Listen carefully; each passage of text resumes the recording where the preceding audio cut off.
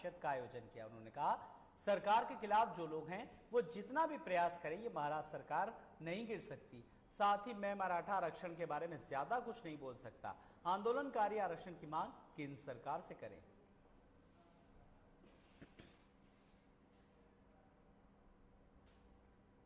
महाराष्ट्र के चंद्रपुर जिले में ब्रह्मपुरी तालुका के लईस गांव के निवासियों को काफी मुश्किलों का सामना करना पड़ रहा है। पिछले दिनों हुई तेज बारिश के कारण बैनगंगा नदी में बाढ़ आई और बाढ़ का पानी खेत और गांव में घुस गया, जिसके चलते खेत और गांव वालों के घर बर्बाद हो गए। ग्रामीणों का कहना है कि गांव को जोड़ने वाली कोई पक्की सड़क नहीं है और न ही इस गांव में कोई स्वास्थ्य केंद्र है और प्राथमिक शिक्षा के अलावा कोई शिक्षा सुविधा नहीं है।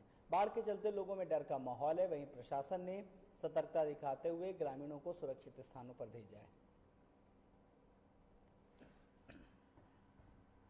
30, 31 और 1 तारीख को वंगंगा नदी में जो कृत्रिम बाढ़ आ गया, महाराष्ट्र शासन ने कोई जनता को इशारा नहीं दिया और गोसेखुर्द प्रकल्प धरण का 35,000 क्यूमेक्स पानी छोड़ दिया।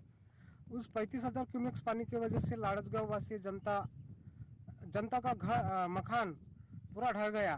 सेच जमीन का नुकसान भी हो गया। अभी तक महाराष्ट्र शासन की तरफ से सेच जमीन का कोई भुगतान नहीं मिला। महाराष्ट्र में गन्ना श्रमिकों के मुद्दे पर राजनीति पिछले कई दिनों से गर्मा रही है। इस अवसर पर शिव संग्राम के संस्थापक विनायक मेटे ने आज जालना जिले में गन्ना श्रमिकों और मुकदमों की बैठक आयोजित की और गन्ना श्रमिकों को संबोधित करते हुए अपने मुद्दे सामने रखे। इस दौरान बीट के संरक्षक मंत्री धनंजय मुंडे को विनायक मेटे ने चुनौती दी।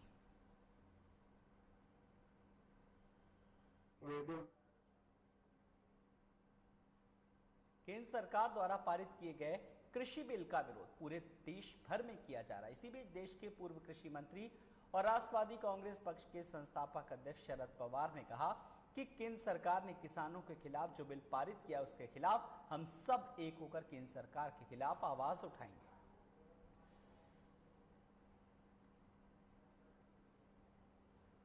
पिछले कई दिनों से महाराष्ट्र के कई जिलों में भारी बारिश हो रही है। ऐसे में उस्मानाबाद जिले में अच्छी बारिश के कारण जिले के ऐतिहासिक किले नलदुर्ग में नर्मदा झरना बहना शुरू हो गया, जो लाखों पर्यटकों को अपनी ओर आकर्षित करता है। नलदुर्ग में किले के संरक्षण का ठेका सरकार ने यूनिटी मल्टीकॉन कंपनी को दिया है। कंपनी ने पर्यटकों को आकर्षित करने के लिए किले को सुशोभित किया और बड़ी संख्या में सुविधाएं प्रदान की। वर्तमान में भले ही झरना बहना शुरू हो गया हो, लेकिन किला कोरोना के प्रकोप के कारण पर्यटन के लिए बंद है।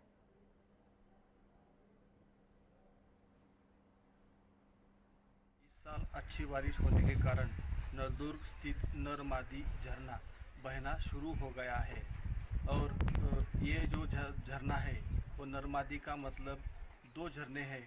वहाँ एक झरने का पानी नीला और दूसरे झरने का पानी सफ़ेद है, इसलिए नीले पानी को मादी झरना कहते हैं और सफ़ेद पानी वाले झरने को नर झरना कहते हैं। अहमदनगर जिले के कोपरगांव तहसील में चंदन के पेड़ों की चोरी की घटनाओं में तेजी आई। शिकायत करने पर भी पुलिस द्वारा मामले में अब तक किसी की भी गिरफ्तारी नहीं की गई, जिसके चलते किसानों में नाराजगी है। साथ ही अब लोगों को डर है, अगर चोरों को जल्दी नहीं पकड़ा जाता है तो हो सकता है कि कल को भी वो किसी के घर में चोरी या और कोई गंभीर अपराध भी कर सकते हैं। 26 अगस्त के रात को हमारी खेती है धारंगांव में, तो वहां से चंदन का पेड़ कुछ चोर काट के लेके गए। तो उसका कंप्लेन हमने 27 अगस्त को कोपरगांव ग्रामीण पुलिस स्टेशन में तकरार अर्ज दे दिया और उनको हमने रिक्वेस्ट किया कि इसका जल्दी से जल्द आप देख लो, क्योंकि दूसरा एक पेड़ था वहाँ पे, उस पे सिर्फ उसको एक काट मार के वो भाग गए थे। तो पुलिस ने भी हमें बोला कि हम जल्दी से इसका इन्वेस्टिगेशन करेंगे और देख लेंगे कैसा है। इस साल हुई अच्छी बारिश के कारण उस्मानाबाद जिले के परांडा तालुका में खंडेश्वरवाड़ी मध्यम परियोजना पूरी तरीके से भर गई और इस परियोजना की भंडारण क्षमता 10 गैलन है। इसी बीच परियोजनाओं के बाद में बड़ी दरार पड़ने के कारण से परियोजनाएं आसपास के इलाकों के लिए खतरा बनी हुई हैं। एहतियात के तौर पर प्रशासन पानी छोड़ने का काम कर रहा है। साथ ही प्रशासन ने नागरिकों को सतर्क रहने की चेतावनी दी। विधायक तंजी राव सावंत ने परियोजनाओं का निरीक्षण किया।